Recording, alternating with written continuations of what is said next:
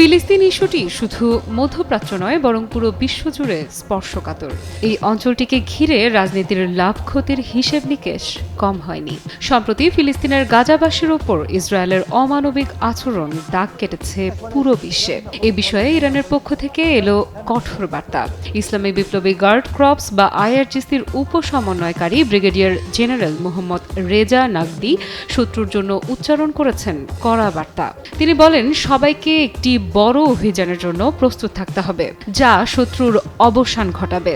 নাগদি জোর দিয়ে বলেন, ইসলামী বিপ্লবের মিশন হলো বিশ্বব্যাপী নিপীড়িতদের রক্ষা করা। তবে বিশ্ব মোড়লরা তাদের মিডিয়া সাম্রাজ্যের মাধ্যমে এই বাস্তবতাকে দমন করার চেষ্টা করছে।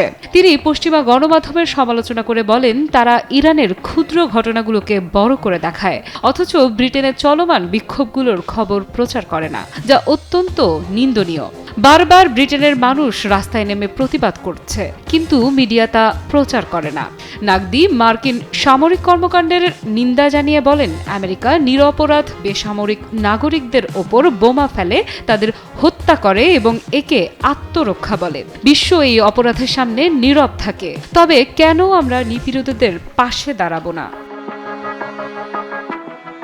সব মশার বিরুদ্ধে সুরক্ষা দিতে এলো বসুন্ধরা এক্সট্রিম অ্যারোসল, মশার বিরুদ্ধে এক্সট্রিম সুরক্ষা। গাজায় ফিলিস্তিনিদের দুর্দশার কথা উল্লেখ করে তিনি বলেন, গাজার মানুষ দিনে মাত্র একবার খাবার খেতে পারে, তাদের কোনো হাসপাতাল নেই, তাদের বাড়িঘর ধ্বংস হয়ে গেছে, তবুও তারা সম্মানের সঙ্গে টিকে আছে।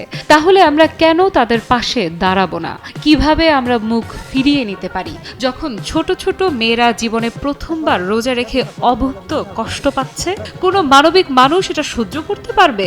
আমাদের অবশ্যই এক বিশাল অভিযানের জন্য প্রস্তুত থাকতে হবে। জেনে রাখুন, দখলদার ইহুদিবাদী রাষ্ট্রের সময় শেষ হয়ে এসেছে। তিনি আরও বলেন, বিশ্ব জেগে উঠছে এবং দখলদার ইসরায়েলের রক্তপাত ও নিপীড়নের ফলে বৈশ্বিক সচেতনতা বেড়েছে। কেউই ফিলিস্তিনি ও গাজার জনগণের ওপর দখলদার বাহিনীর বর্বর হামলার প্রতি উদাসীন থাকতে পারে না। আমাদের যুব সমাজ ব্যাকুল এবং প্রতিরোধ ফ্রন্টে যোগ দিতে প্রস্তুত। 46 বছর ধরে আমরা আমেরিকার মৃত্যু এবং ইসরায়েলের মৃত্যু ধ্বনি দিয়ে আসছি। এখন সময় এসেছে যে জাতিগুলো জেগে উঠেছে এবং প্রতিরোধ গড়ে তুলেছে, তারা যেন সম্মান ও গৌরবের সঙ্গে এই সংগ্রামের চূড়ান্ত পরিণতি নিশ্চিত করে। সবাইকে প্রস্তুত থাকতে হবে। এদিকে গাজার বিরুদ্ধে ইসরায়েলের গণহত্যামূলক যুদ্ধের জন্য যুক্তরাষ্ট্রকে দায়ী করেছে ইরান। দেশটির পররাষ্ট্র মন্ত্রণালয়ের মুখপাত্র ইসমাইল বাঘাই গাজার বিরুদ্ধে ইসরায়েলের পুনরায় গণহত্যামূলক অভিযানের তীব্র নিন্দা জানান এবং এর জন্য ওয়াশিংটনের সমর্থনকে দায়ী করেন। ইসমাইল বাঘাইয়ের ভাষ্য, এ পর্যন্ত বহু ফিলিস্তিনির প্রাণহানি ঘটানো এসব হামলা যুক্তরাষ্ট্রের মদদে পরিচালিত হচ্ছে। গাজায় প্রাণঘাতী আগ্রাসনের পুনরায় শুরু হওয়া দখলকৃত ফিলিস্তিনি ভূখণ্ডে গণহত্যা ও জাতিগত নিধনের ধারাবাহিকতা।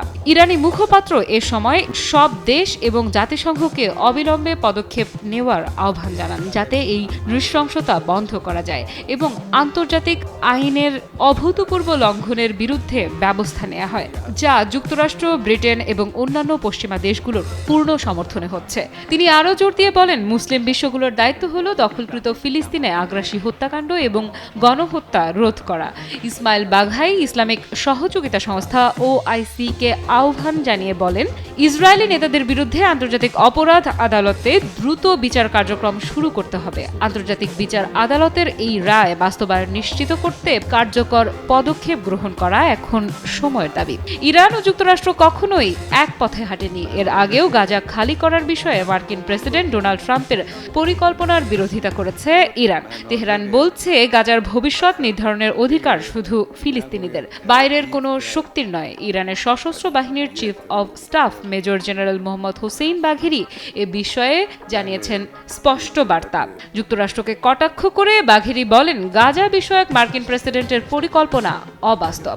গাজার জনগণকে সরিয়ে নেওয়ার বিষয়ে ট্রাম্পের চাপ শুধুমাত্র আবেগপ্রবণ মন্তব্যের ভিত্তিতে করা অকার্যকর একটি পরিকল্পনা। এটি ইরান সম্পূর্ণভাবে প্রত্যাখ্যান করছে। যারা ফিলিস্তিন দখল করেছে তাদের অবশ্যই চলে যেতে হবে। বাঘেরি জোর দিয়ে বলেন, ফিলিস্তিনি জাতির শেকড় প্যালেস্টাইনে রয়েছে এবং তারা তাদের নিজস্ব ভূখণ্ডেই থাকবে। আফ্রিদা ইফরাত, নিউজ 24।